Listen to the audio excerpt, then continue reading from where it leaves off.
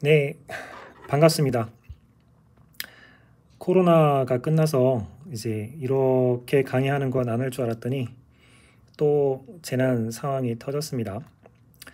어쨌든 열심히 동영상 강의 자료를 만들 터이니 언제든 참고가 되길 바랍니다. 자, 이번 시간에는 혈액 질환에서 사용하는 약리에 대해서 간단하게 요약하도록 하겠습니다. 혈전에 사용하는 약들 그리고 기전들에 대한 설명을 할 거고요. 그 다음에 혈소판 감소증에 사용하는 트롬보포이엔틴 수용체 아고니스트에 대한 설명들을 하도록 하겠습니다. 그리고 만성 골수성 백혈병에 쓰는 표적 치료제 몇 가지들을 소개할 거고, 그리고 플라즈마 셀에 문제가 생기는 다발성 골수종에 사용하는 약들에 대한 기전 설명을 간단히 하도록 하겠습니다. 혈액에 사용하는 약물들 중에 혈전과 관계돼서는 크게 혈소판 응집을 억제하는 약들, 그 다음에 응고 촉진 인자와 관계된 것들을 억제하는 항응고제들, 그리고 이렇게 생겨서 혈전 같은 것들이 문제가 될 때 그것을 용해하는 약들, 그리고 이러한 항응고하고 혈전 용해제를 써서 생기는 대표적인 부작용 중에 하나가 출혈인데 그것을 역전시킬 수 있는 약들, 그리고 빈혈 치료제에 대한 요약들을 먼저 하도록 하겠습니다. 혈전은 혈관벽에 붙어있는 걸 이야기하고, 색전은 그것이 떨어져서 혈액으로 동동 떠다니는 것을 이야기합니다. 이러한 색전들이 혈관을 폐쇄를 하게 되면 산소나 영양분 고갈켜서 조직을 망가뜨리게 되는 문제가 터지겠죠. 혈소판들이 굉장히 많아서 이런 문제를 일으키는 걸 동맥혈전증이고요. 정맥혈전 같은 경우에는 피부린이 조금 더 많은 상태로 되어 있습니다. 혈소판이 평상시에는 혈관의 내피세포로부터 프로스타사이클린 I2라고 하는 것들을 분비를 해서 혈소판이 활성화되는 것들을 억제하는 기전들을 갖고 있습니다. 근데 이제 내피세포가 손상이 되면 프로스타사이클린 1, 2 생성이 억제가 돼서 이제 돌아다니던 혈소판이 내피세포에 부착을 하게 되고, 그리고 부착을 한 그곳에서 트롬빈이라든가 트롬복산 이런 것들이 만들어져서 혈소판 응집을 촉진하는 과정들을 겪게 됩니다. 이렇게 되면 혈소판들이 활성화가 일어나서 ADP라든가 트롬복산, A2, 세로토닌, 혈소판 항상 인자 같은 것들이 혈소판들을 활성화를 시키게 되고, 그리고 이렇게 활성화되면 혈소판에 붙어있는 응고, 어그리게이션과 관계되어 있는 수용체가 액티베이션이 되게 됩니다. 이렇게 액티베이션 된 수용체와 피브리노겐이라고 하는 것들이 같이 결합해서 혈소판 응집 반응들을 일으키게 되고, 이렇게 응집 반응이 일어난 것들은 혈전이라고 하는 것들을 형성을 해서 손상되어 있는 부위를 막는 지혈성 혈소판 피브린들을 형성하게 됩니다. 그리고 이렇게 지혈을 잘 하고 나면 만들어져 있는 피브린이라고 하는 것들은 파괴를 시켜서 없애버리는 것들이 좋기 때문에 이것을 없앨 수 있는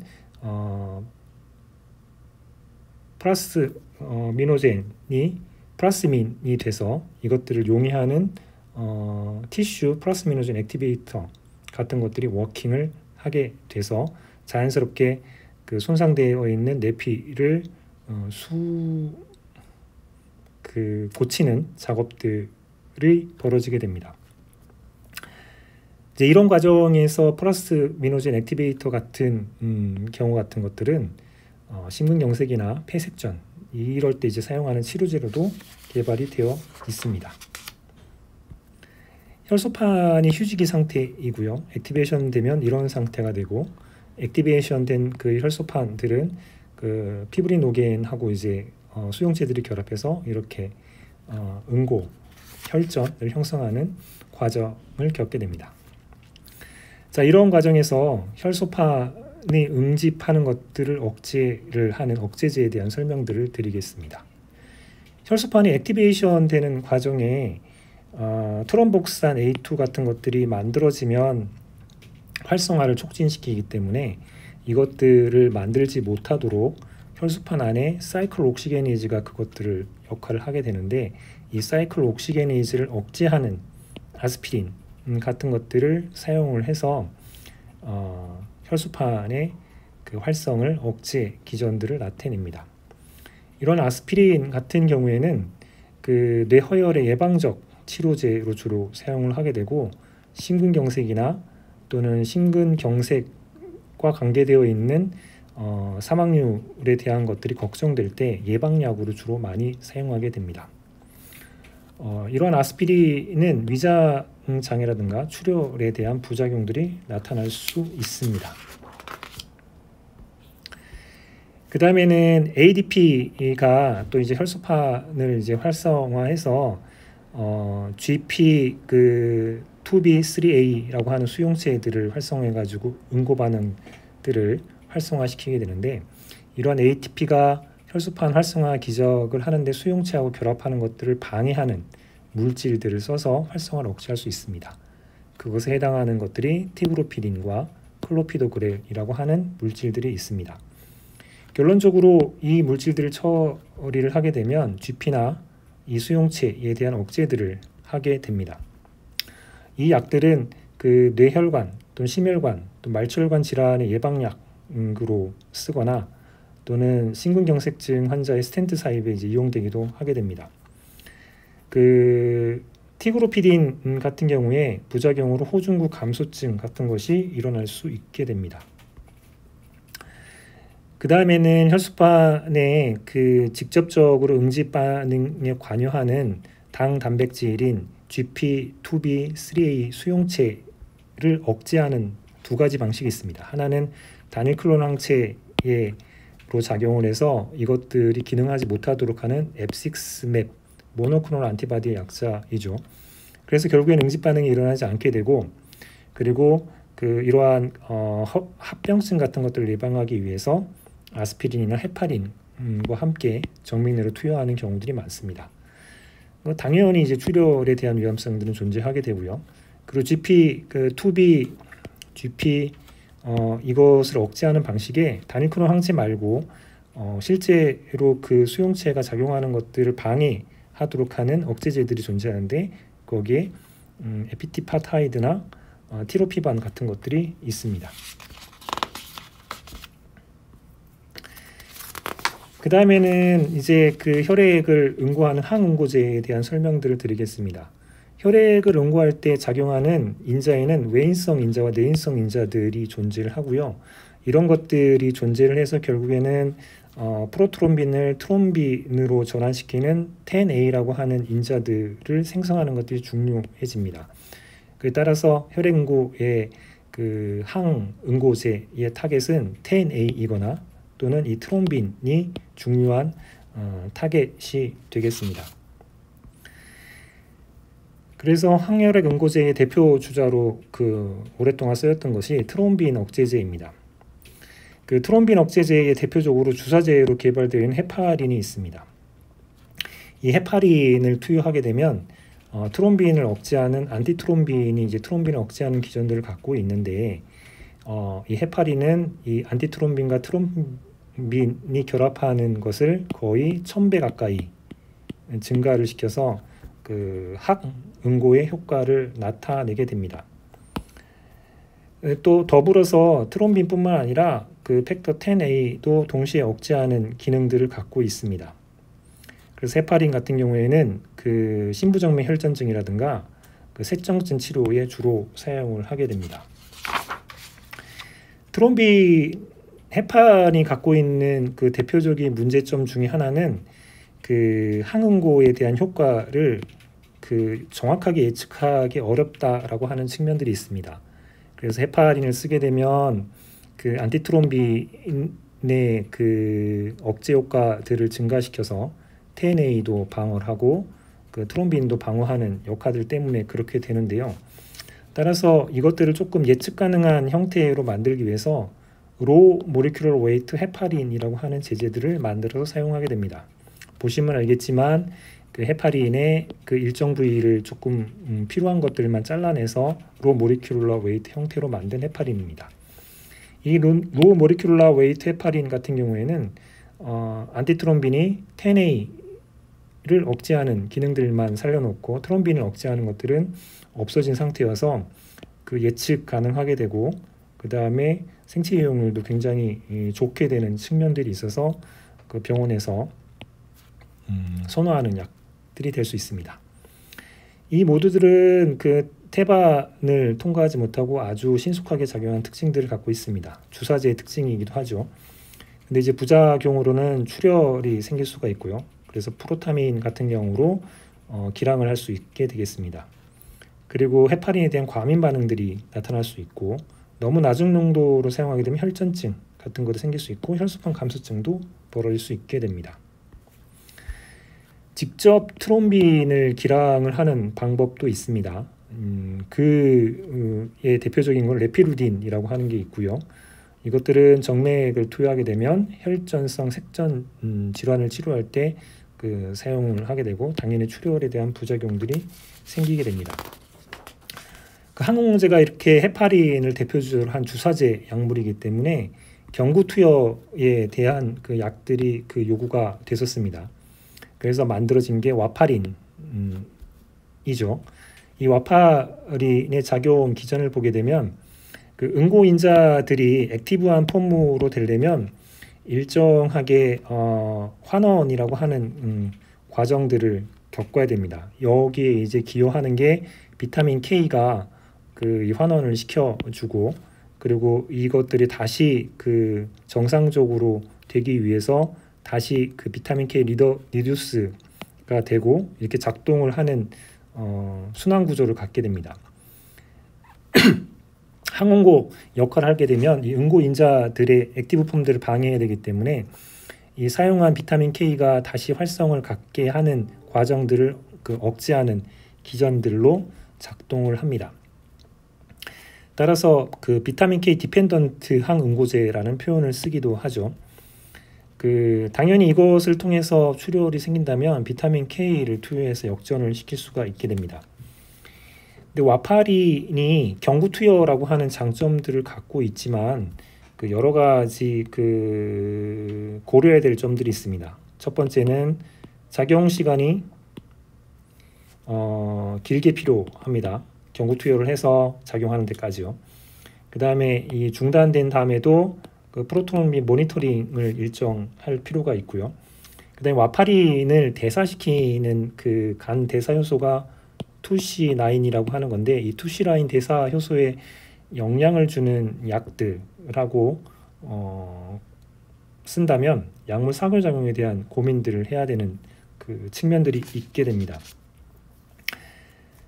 그래서 어떤 이 와파린을 대사하는 것들을 억제를 시키는 약들을 쓴다면 와파린이 대사가 이제 안 되기 때문에 그 항응고 작용의 강도가 높아지게 될 거고요.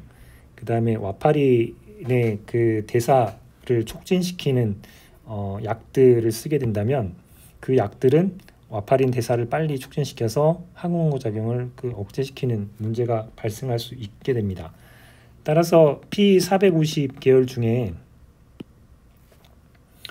2C9에 해당하는 것하고 영향을 주는 약들을 처리할 때는 고민을 해봐야 되는 상황이기 때문에 약물 상호작용에 대한 고민들을 해야 되고요. 그 다음에 특히나 와파린 같은 경우에 이렇게 작용하는 대사에 작용하는 투C9과 그리고 실제로 와파린이 억제하는 비타민 K 리덕테이즈라고 하는 이 효소에 대한 것들이 사람마다 그 활성화 정도가 다르기 때문에 약물 유전체약 대한 고민도 해야 됩니다. 실제로 와파린이 들어가서 하는 역할은 비타민 K 리덕테이즈라고 하는 것들을 억제해서 이렇게 불활성화되어 있는 응고인자를 활성화되는 데 작용하지 못하도록 하는 역할을 담당을 하게 되죠. 그런데 이 와파린을 대사시키는 투시나인이라고 하는 효소는 사람마다 와일드 타입인 폼이 있고 약간의 변형된 2폼 또 변형된 3폼을 갖고 있는 사람들이 있습니다. 문제는 투시나인에 대해서 이렇게 2폼을 갖게 되면 대사 활성들이 떨어지게 됩니다. 즉 원폼을 갖고 있는 활성이 100이라면 2폼을 갖고 있는 것은 와파린을 대사시키는 능력이 50%까지 줄게 되고 3폼을 갖고 있으면 대사시킬 수 있는 능력이 10%까지 줄게 됩니다. 따라서 와파린을 투여했을 때 원폼은 대사를 빨리 시키기 때문에 필요한 항응호 작용을 하려면 높은 농도를 좀 써야 되는 측면들이 있고요. 그리고 2나 3폼은 대사를 적게 시키기 때문에 와파린 농도를 줄여야 되는 것들을 고려해야 되는 상황이 되게 됩니다. 이러한 투시나인에 대해서 이런 어리를 갖고 있는 프리퀀시를 보게 되면 아시아는 대부분 와일드 타입을 갖고 있기 때문에 걱정을 하지 않아도 되지만 요즘에는 글로벌한 의료 상황이기 때문에 코케시안 같은 경우에는 대사 활성이 조금 더 적은 이런 2나 3폼을 갖고 있는 빈도들이 존재한다라는 것들을 염두에 두셔야 됩니다. 그 다음에는 비타민 K 리덕테이즈 효소에 해당하는 VKRC1이라고 하는 것에도 베리언트가 존재하는데요. 이 베리언트는 재밌게도 A형을 갖고 있으면 와파린에 의해서 억제가 쉽게 되는 반면에 B형을 갖고 있으면 와파린을 좀 세게 쳐야지 억제가 되는 특성들을 갖고 있습니다. 따라서 비타민 K 리덕테이즈 효소를 B폼으로 갖고 있는 사람들은 와파린 농도를 증가시켜줘야지 원하는 효과들을 얻게 되고 A폼을 갖고 있는 사람들은 와파린 농도를 좀 줄여야지 비슷한 효과를 얻게 되는 특성들을 갖게 됩니다. 이것도 이제 인종별로 차별이 있는데 유로피아는 와파린 농도를 좀 세게 쳐야 되는 빈도가 이 정도 되고요. 아시안도 10에서 14% 되는 것을 확인할 수 있습니다. 그래서 인종 간 그리고 개인 간 이러한 특성들을 고려해야 되기 때문에 와파린이 경구 투여제임에도 불구하고 조심해야 될 측면들이 많이 있습니다. 첫 번째는 약물 상호작용에 대한 조심을 해야 되고 두 번째는 유전 다양성에 대한 고려를 하셔야 됩니다. 그래서 오랄로 투여하는 것들 중에 이런 와파린의 단점들을 극복할 수 있는 항응고제가 필요해졌고 새로 만들어진 것들을 유오랄 안티코아굴런트에서 노악이라고 이름이 붙어져 있습니다. 이 노악은 형태에 따라서 여러 가지로 불리는데요. 어떤 개념은 넌 비타민 K 비타민 K 비의존적인 경구용 항응고제라는 뜻에서 노악으로 해석하는 사람들도 있고요. 그리고 다이렉트하게 응고인자들을 저해한다는 측면에서 DOAC 도악이라고 하는 표현을 쓰기도 합니다. 이 노악은 비타민 K 디펜던트가 아니라 다이렉트하게 항응고제를 하기 때문에 첫 번째는 트롬빈을 직접적으로 억제하기도 하고요. 두 번째는 10A를 억제하는 방식들을 쓰게 됩니다. 트롬빈을 직접적으로 억제하는 직접 트롬빈 억제제에는 다비가트란이라고 하는 것들이 있고요. 그 다음에 10A를 억제하는 제제들은 10A를 억제한다는 뜻에서 사반이라고 하는 어미들이 붙어 있습니다. 리바록사반을 비롯한 이런 것들이 노악의 대표적인 거고요. 이 노악들을 처리하게 되면 와파린에 비해서 작용 시간이 빠르고 또 반감기도 예측할 수 있고요. 그리고 약물 상호작용이 적다라고 하는 장점들이 있습니다. 그 다음에는 그 혈전이 생겼을 때 혈전을 용해하는 혈전 용해제에 대한 설명들을 하겠습니다. 피부린이 그 상처나 내피를 치료할 때 피떡이라고 하는 것들을 만들 때 쓰고, 나머지들은 계속 있으면 여러 가지 문제가 되기 때문에 피부린을 데그라데이션 시킬 필요가 있게 되고요. 그때 쓰는 게 플라스미노젠을 플라스민으로 바꾸는 여러 가지 그 티슈 플라스미노젠 액티베이터 같은 것들이 작용을 하게 됩니다. 이런 작용을 해가지고 피부린을 녹여내게 되고요. 그리고 혈전이 있을 때 그걸 용해할 때도 이런 약들을 사용할 수 있게 됩니다. 일부 국소적으로 트롬빈이 증가되는 문제들이 발생하기 때문에 아스피린이나 헤파린을 같이 투여를 해줘야 되고, 심근경색이나 말초 동맥혈전, 이 색전 치료에 주로 사용을 하게 됩니다. 출혈이라고 하는 부작용들이 생길 수 있으므로 이러한 그 환자들한테는 조시해서 사용할 필요가 있게 됩니다. 대표적인 약으로 알테프라제가 있고요. 그 플라스미노젠 액티베이터라고 하게 되고, 그리고 그 피부린에 결합된 플라스미노젠을 신속히 활성화시키는 측면들이 있고, 심근경색이나 폐색전증, 그 다음에 급성혈 뇌졸중에 주로 사용하게 됩니다. 스트랩토키나제 같은 경우에는 그 급성 폐쇄증에 주로 사용을 하게 되고요. 생각해 볼 문제는 과민 반응 같은 환자들이 존재할 수 있게 됩니다. 이러한 그 혈전 용해제를 사용할 때 그 생각해 볼 문제는 혈전이 내피세포에 이렇게 붙어 있는 형태도 있지만 그 상처를 치유한 혈전도 존재할 수 있기 때문에 이것까지 놓게 되면 출혈이라고 하는 문제가 생길 수 있으므로 이런 상황인지 아닌지에 대한 모니터링은 꼭 필요하게 됩니다. 만약에 여러 가지 이유로 출혈이라고 하는 부작용들이 생겼을 때 접근할 수 있는 부분들에 대한 설명들을 하겠습니다. 출혈 치료제로 사용하는 곳들은 소화기계통 수술을 할 때라든가 전립선 또는 혈우병 항원제를 사용 때문에 생기는 부작용 치료에 주로 쓰게 됩니다. 프로타민 설페이트는 헤파린으로 생기는 출혈 치료제고요. 비타민 K는 와파린 치료제고, 그리고 그 플라스미노젠 활성화에 대해서 출혈 반응이 나타나면 아미노카프로닉 애시드를 쓰게 됩니다.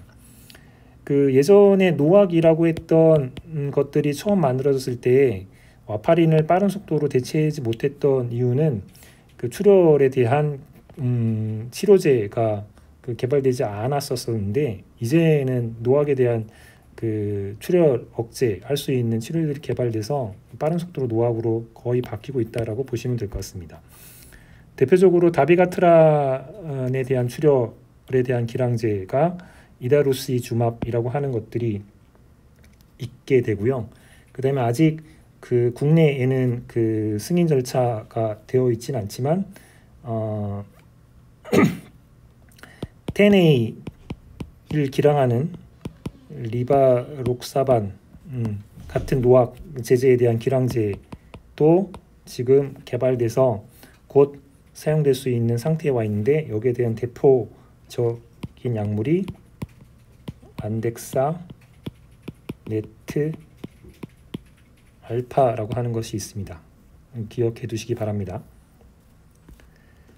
그 다음에 빈혈은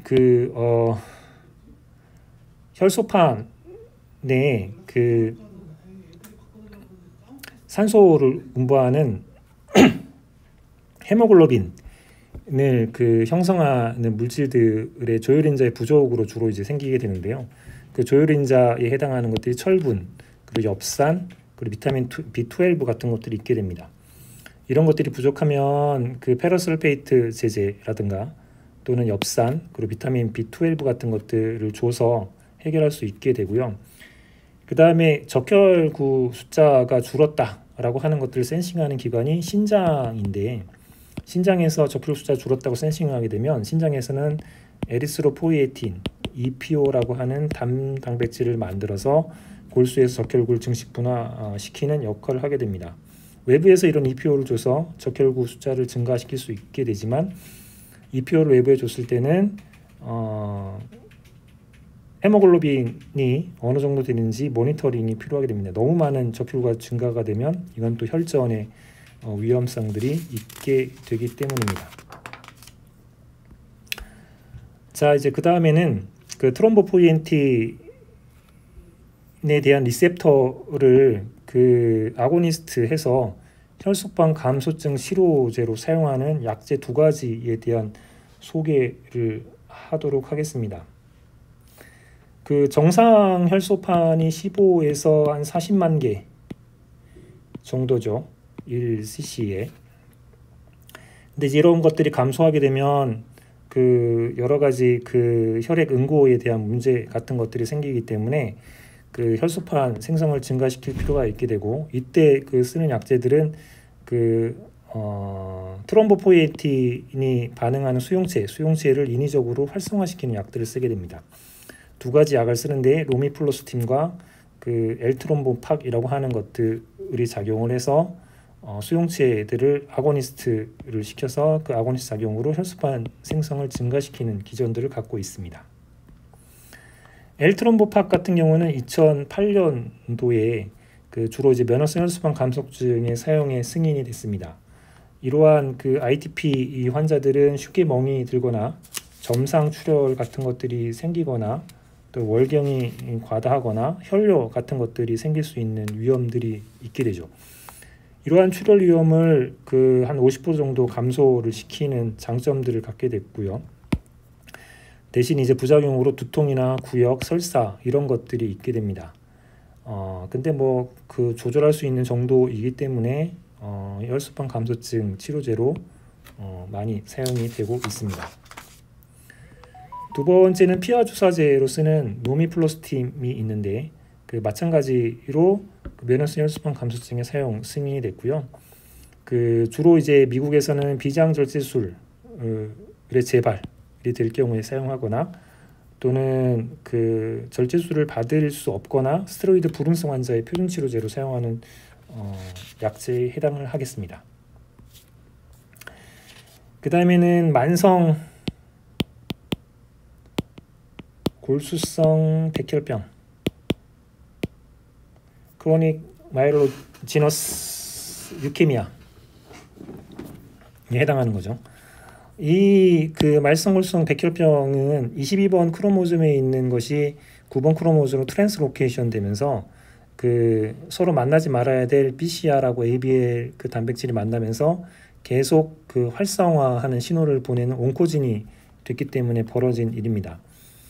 근데 2001년도에 이것을 해정할 수 있는 글리백이라고 하는 그 약제가 만들어지면서 치료에 대해서 치료율이 굉장히 높아지면서 그 사람들이 환호를 했었지만, 이것들에 대한 내성이 등장하게 되면서 이걸 해결하기 위한 내성인 CML에 대해서 약제들이 3가지 종류들이 연도별로 개발되어 있는 스토리를 가지고 있습니다.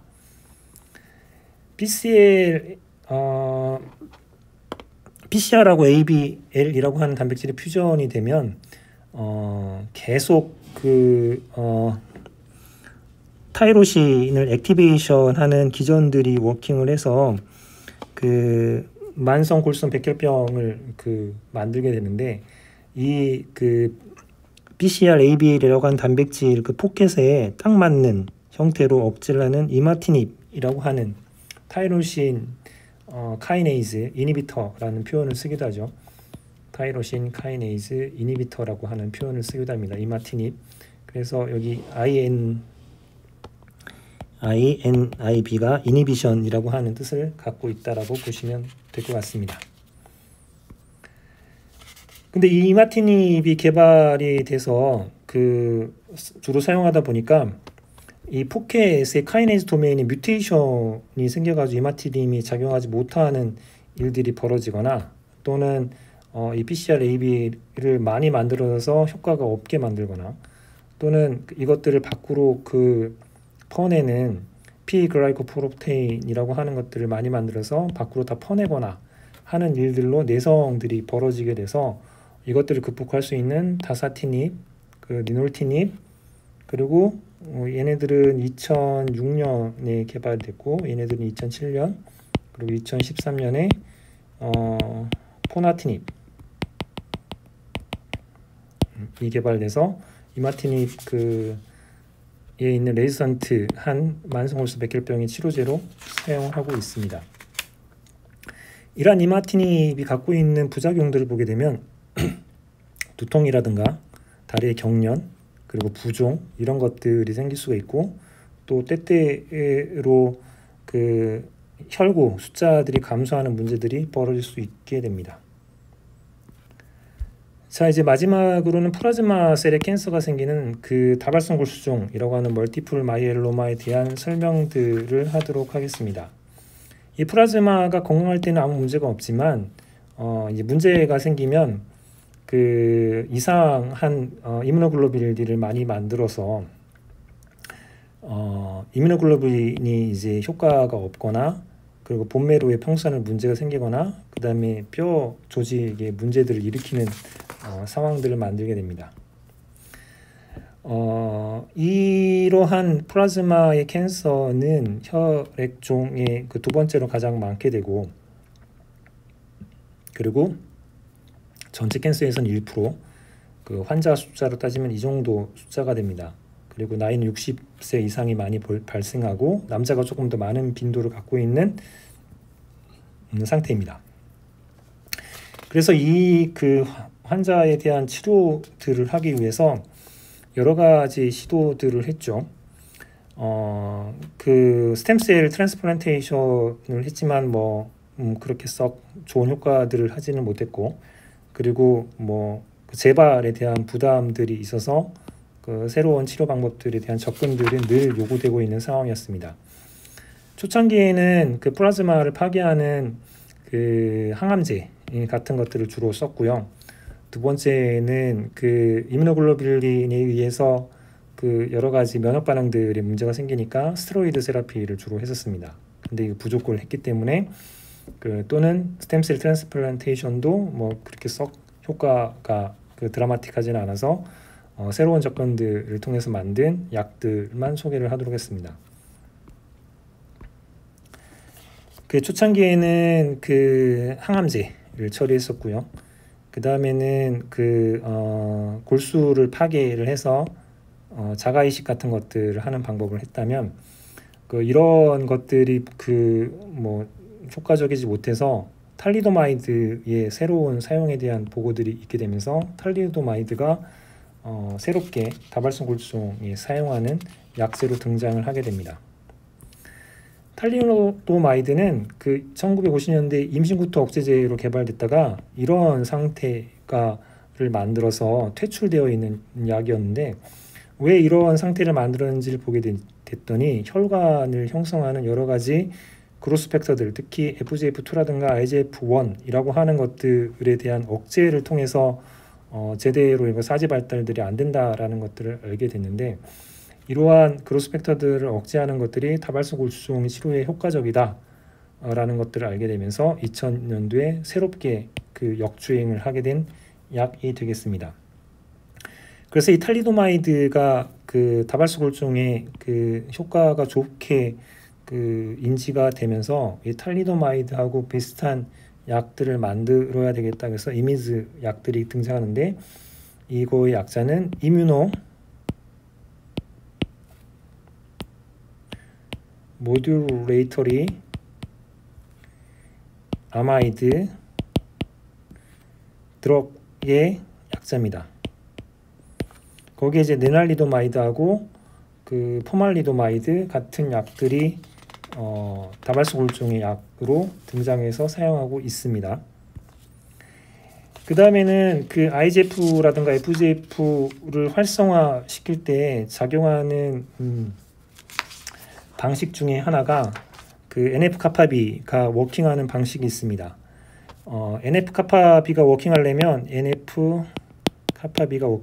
I-카파비가 이제 같이 붙어서 NF-카파비가 활성화되지 못하도록 하는데, 이 I-카파비를 데그라데이션 시키면 NF-카파비가 활성화가 됩니다.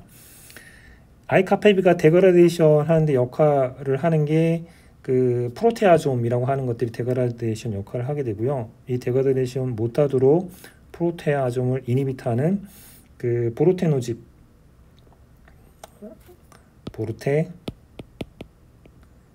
보르테조밉이라고 하는 약들이 그것을 억제를 해서 효과를 나타나게 됩니다. 벨케이드라고 하는 약제 형태로도 알려져 있죠. 그래서 이 다발성 골수증 치료에 사용하는 이 벨케이드, 보르테조밉이라고 하는 것들을 보시게 되면 NF-kappaB가 이 I-kappaB하고 결합돼서 이넥티베어 되어 있는 상태가 되지만 이 I-kappaB가 그 프로테아좀에 의해서 데그라데이션 되게 되면 NF-kappaB가 활성화되고 이 활성화된 NF-kappaB는 여러 가지 단백질들을 만들어서 문제의 상황들을 일으키게 됩니다. 보르테조밉은 이 프로테아좀을 억제를 해서 이 NF-kappaB 활성화를 억제하도록 유지하는 작용을 해가지고 다발성 골수종의 치료제로 사용을 할 수 있게 됩니다. 그래서 이러한 다발성 골수종 치료에 사용하는 것들을 보게 되면 NF-kappaB를 억제하는 벨케이드와 그 다음에 여러 가지 혈관 신생이나 이런 것들 골수종 세포를 키우는 FGF, IGF를 억제를 해서 키우지 못하게 한 탈리도마이드 같은 것들이 대표 주자가 되겠고요. 얘네들이 뭐 여러 가지 다른 기전들을 통해서 이 골수종 세포를 억제하는 작용 기전을 갖게 되겠습니다. 자, 지금까지 그 간단하게 그 혈액 질환에 사용하는 약들 대표 주자들에 대한 요약들을 했습니다. 리마인드 하시고 임상 교수님 모두 들을 때 주의해서 들으시면 될 것 같습니다. 그 다시 한번 설명을 요약을 하면 혈전의 혈소판 응고 억제랑 항응고제를 중심으로 해서 몇 가지 약들에 대한 설명을 드렸고요. 그리고 엘트롬보팍이나 로미플로스팀이라고 하는 트롬보포이에틴 리셉터 아고니스트에 대한 양리 기전에 대한 설명들을 드렸습니다. 그리고 이마티닙을 그 기준으로 해서 만성골수성 백혈병 표적 치료제에 대한 말씀을 드렸고요. 여기에 그 저항성 환자들에 대해서 여러 가지 다사티닙이라든가 그 리놀티닙 그리고 포나티닙에 대한 그 개발 역사에 대한 설명들을 잠깐 드렸습니다. 그리고 플라즈마의 캔서에 해당하는 다발성 골수종에는 그 탈리도마이드가 이제 역주행을 했다는 얘기를 드렸고요. 그리고 이 탈리도마이드하고 비슷한 형태를 만든 레날리도마이드 그리고 포말리도마이드에 대한 설명을 드렸고, 그리고 NF-kappaB에 대한 활성을 억제하기 위해서 프로테아좀 억제제는 보르테조밉에 대한 설명들을 쭉 드렸습니다.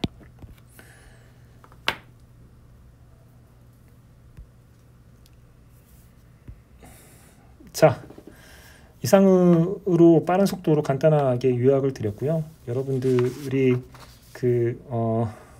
도움이 됐기를 바랍니다. 건강하게 얼굴 볼 수 있기를 바라면서 이상 마치도록 하겠습니다.